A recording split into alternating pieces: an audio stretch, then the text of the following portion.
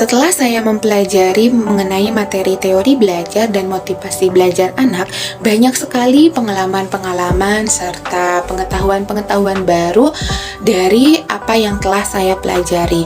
Mulai dari mengenali diri sendiri, kemudian mengeksplor pemahaman kita mengenai teori belajar dan motivasi belajar anak, kemudian kita juga berdiskusi di dalam ruang kolaborasi. Setelah itu, hasil diskusinya itu akan kita demonstrasikan secara konseptual.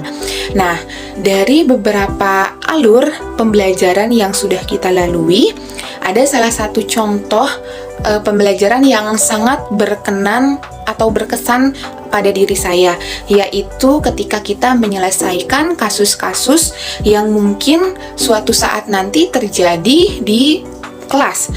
Seperti itu. Jadi, ketika kita sudah terjun ke dalam dunia pendidikan, kemudian kita melihat kasus atau menemukan kasus yang serupa, kita sudah bisa untuk merencanakan langkah-langkah dalam menyelesaikan kasus-kasus tersebut. Demikian refleksi saya terhadap pembelajaran teori belajar dan motivasi belajar anak.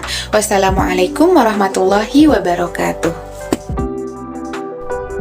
Dari apa yang telah kita pelajari di topik 1 mengenai teori-teori belajar, di mana ada 3 perspektif pandangan mengenai belajar itu sendiri. Yang pertama ada teori belajar behavioristik, di mana pada teori belajar ini belajar merupakan ditandai jika ada munculnya stimulus dan respon. Nah, yang kedua ada teori belajar sosial kognitif, di mana pada teori ini ada 3 faktor yang mempengaruhi belajar, yaitu lingkungan, tingkah laku, dan kognitif, di mana ketiganya saling berhubungan. Lalu teori belajar yang ketiga adalah teori belajar konstruktivisme, di mana dalam teori konstruktivisme belajar itu jika terjadi sesuai yang dialami oleh peserta didik. Nah, dari ketiga teori belajar ini, kita dapat memposisikan menjadi peserta didik bahwa tidak semua kondisi peserta didik dapat disamaratakan. Jadi, nantinya ini akan menjadi bekal kita sebagai calon guru yang akan menghadapi peserta didik untuk memilih pembelajaran yang seperti apa yang tepat sesuai dengan kondisi siswa pada saat itu. Dari tugas ini kami banyak sekali mendapatkan pengalaman dan pengetahuan baru, bagaimana kami berdiskusi dan berkolaborasi dalam kelompok. Kemudian di sini juga kami diberikan beberapa kasus terkait kesulitan dan permasalahan siswa dalam belajar sesuai dengan kriterianya. Dan kami juga diminta untuk menentukan pendekatan teori belajar yang paling tepat untuk mengatasi permasalahan tersebut. Tentu ini menjadi bekal yang sangat berharga sekali bagi kami, khususnya sebagai calon seorang guru, untuk bekal kami nanti ketika sudah terjun di lapangan secara langsung ketemu.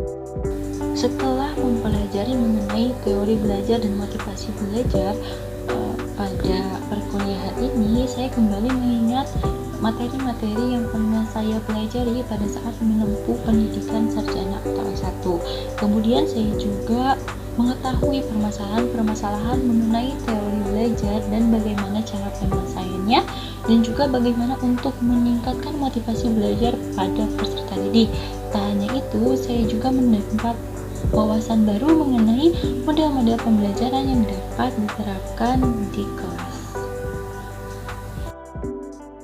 Setelah mempelajari mengenai teori belajar, kita dapat menyelesaikan permasalahan-permasalahan yang dihadapi oleh siswa. Misalnya saat mengerjakan tugas, kita menjadi tahu bagaimana memposisikan sebagai guru dan menyusun strategi agar mengatasi permasalahan yang dialami oleh peserta didik. Selain itu, kita menambah wawasan baru mengenai teori-teori belajar dikaitkan dengan model pembelajaran, metode pembelajaran, juga strategi pembelajaran. Selain itu, kita menjadi mengingat kembali teori-teori belajar yang telah sebelumnya dipelajari saat di bangku sarjana.